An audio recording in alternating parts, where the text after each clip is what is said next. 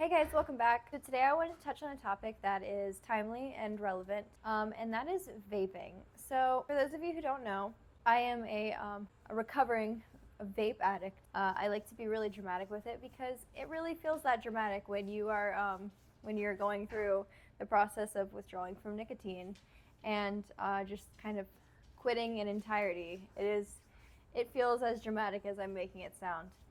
I want to make sure that I clarify, I'm not comparing this to any other type of withdrawal. I'm talking about nicotine withdrawal specifically and what my experience was like and how awful it can be, but also how rewarding it can be when you get to the other end of it. So August 3rd, 2023, I woke up and I was out of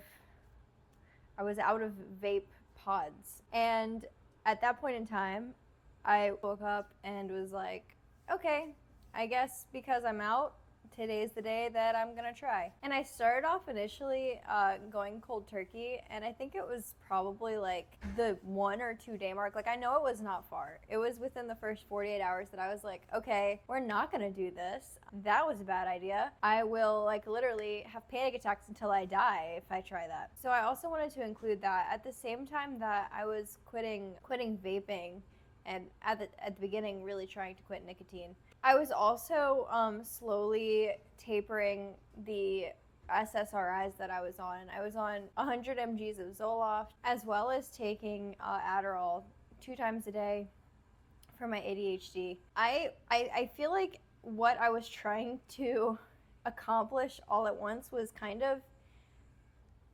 just absolute torture. I was having just all of these crazy, awful side effects. My anxiety was having the craziest rubber band effect. I was just living in what felt like my own personal hell. After the first day or two of attempting to quit cold turkey and realizing that that was not going to work, I decided to try out the gum because I had quit vaping before. I did the gum not correctly. Do not do it the way that I did it because I already have acute gastritis. I have a ton of stomach issues, and I really was making it worse. And I don't want to cause any gastric issues for anybody else by following my advice. So I started the gum, and at first it was every single hour. I had to have it because when I was vaping a lot. Indoors, outdoors, I did not care. It was freaking constant. With vaping, you just excuse yourself to the restroom and boom, you get a hit. You just are sitting in your bedroom alone, boom, you get a hit. It's scary. It's really scary how easily accessible it is for people who are addicted to it. Anyway, so I started with the gum. I was doing it an hour or a piece every hour, and I kind of just let it happen naturally. The way that the gum works is it tells you how much to wean down each week, and it has a specific set time schedule. But for me, it looked like me basically moving to the next step when I was ready, and the next step was not tiered in any way.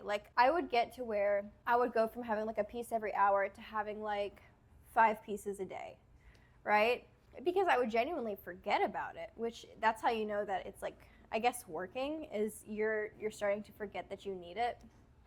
But then I would go and I would get a new pack, and I'd realize that it was the psychology behind it of whenever I started to get lower, I was more frugal and I was kind of having the pieces less often and craving them less often. And I think that it was because I knew that I was getting low, because the moment that I would get a brand new pack, I noticed I'd start doing them more frequently again, and it was a really bad cycle. The gum was really important because there are 2 separate addictions that I was having to face, right? There was the hand fixation. There was the needing to constantly be grabbing for something, because the first few weeks of having the gum, I still obviously found myself going and reaching for the vape, because that's you have that muscle memory now. You're used to it. It's part of your routine. Anytime you're stressed, anytime you just want to feel a little bit better, it's crazy how you don't even realize that you've created these motor tics, almost not quite motor tics obviously, but just as an example, or just as something to compare it to. I got to the point where I was no longer reaching for it, And I think that what really made it possible was I started trying to find things to reduce my anxiety outside of nicotine, because this was the vicious cycle of nicotine. I have anxiety, consume nicotine, and then I feel better for a little bit because like I got the Band-Aid, I have like the feel good feelings, I'm not thinking about it in that moment. And then the rebound anxiety from having nicotine in my system was 1,000 times worse. It is absolutely insane thinking about how often my anxiety would escalate to certain levels that I would feel like out of control of my body, or I would feel like my skin was like crawling or like on fire. That happens so much less often now. And I genuinely did not realize how much of a role that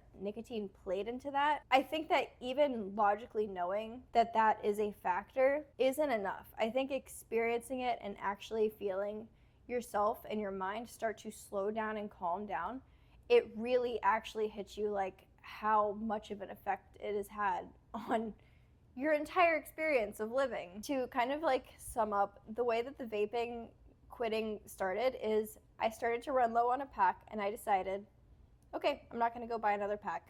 That's just it. I'm tired of spending all this money on it. I'm tired of being a broke girl all the time, because that stuff is expensive. And I was going through a pod a day. I was using the Alto, and I would buy the 4 packs, and literally it would last me 4 days, maybe like half of the 5th day. But I was going through a pack a day, or a pod a day, and if I remember correctly, a pod is equivalent to a pack. So it was like nicotine equivalent to a pack of cigarettes every day. So that's horrifying. That's disgusting. I actually recently was cleaning out my car, and anybody who has deep cleaned their car as somebody who like vapes the little Alto vapes will probably relate to this. The like missing packs that you find that you just like somehow disappeared out of existence, and then you go and you're like cleaning out your car and you find it. Well, that happened to me. I was deep cleaning my car, and like wedged way up underneath the side of my seat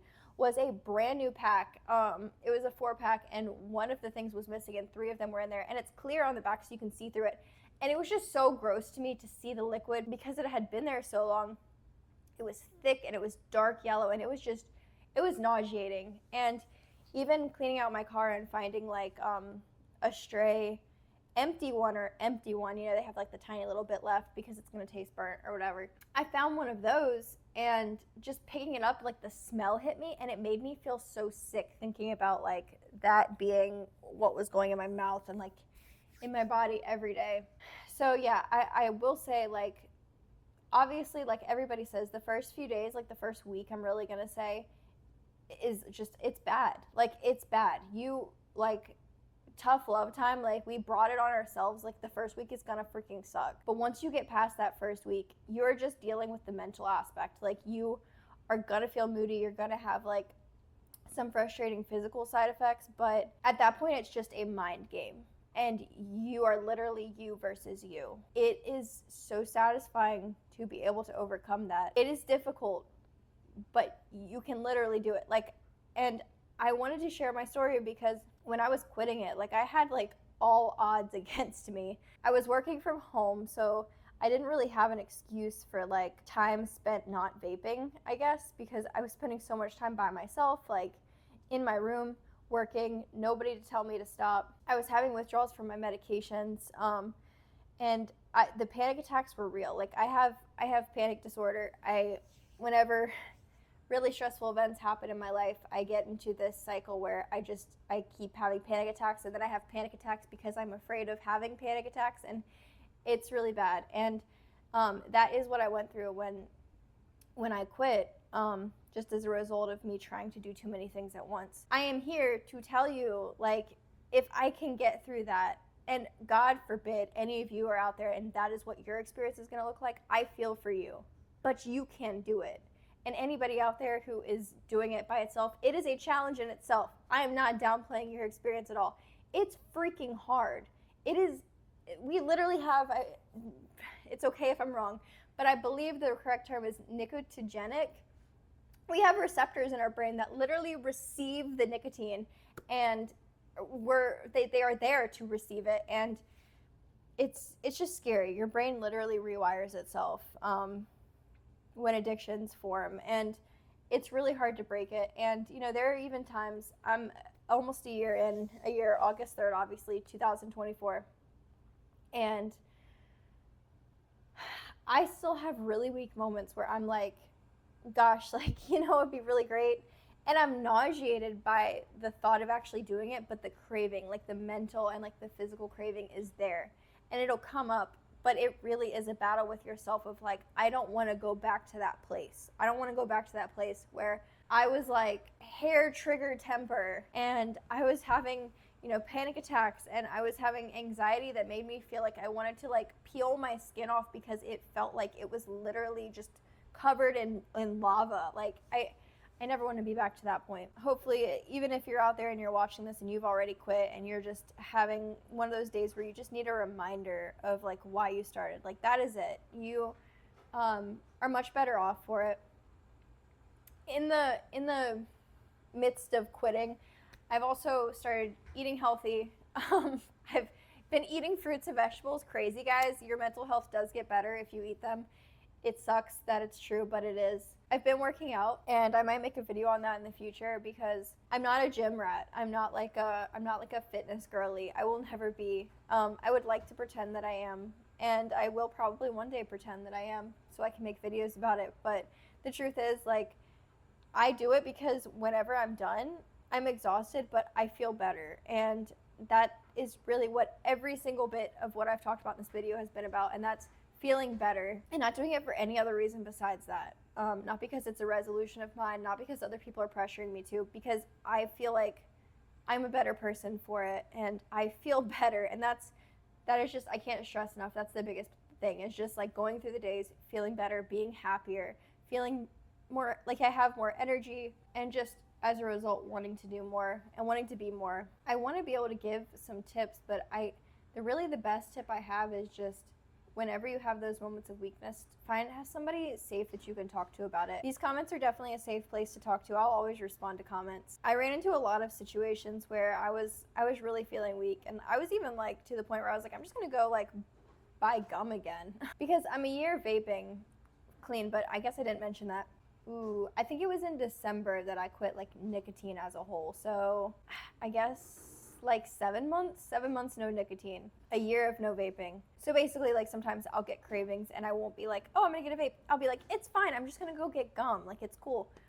But no, like, don't do that, because then you're just getting yourself re-addicted to nicotine, and then it can escalate, and you don't want to go there. You don't want to do that. Know what things trigger you and know how to get around that. Talk to people. Like, I will tell Derek, I'll say, look, like, I want to go buy a vape today. Like, I feel like I'm having a terrible day. I feel like that is the only thing that's going to make me feel better.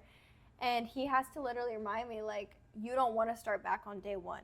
You don't want to be at day one again. And I don't want to be back at day one again. Seriously, like, a big part of it too is knowing your triggers and knowing how to prepare for that. I quit drinking too, and I think that definitely was a big help, because the last time that I had quit vaping and I started vaping again, it was after drinking. In fact, pretty much every time that I've like re-picked up vaping or like nicotine, it's been because I was drinking, because the connection between the two is just, it's there. So, you know, I'm not forcing anybody to quit anything.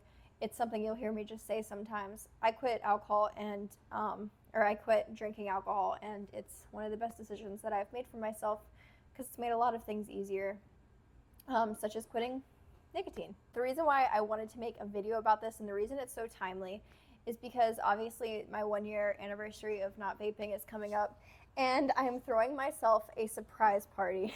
It's gonna be fantastic. I got myself a gift, I got myself a cake. It's gonna be great. You're definitely gonna wanna be here for it. I appreciate you watching this video if you made it all the way to the end. I hope to see you next week, but if not, I wish you the absolute best in your journey, whether you're just considering quitting, or if you have quit and you just needed a reminder, or if you haven't decided yet and you're just watching this because you're just in the thinking stages of, you know, what would my life be like? And to anybody who's in that position, I just wanted to let you know, like, it really is better on the other end. I know that it can be scary letting go of something that is a crutch, and it's comforting, and it can kind of make you feel better in like social situations or just out in public, or maybe it's just that thing that keeps your anxiety low enough, and you just don't want to experience what it feels like to be without it. It's better on the other end.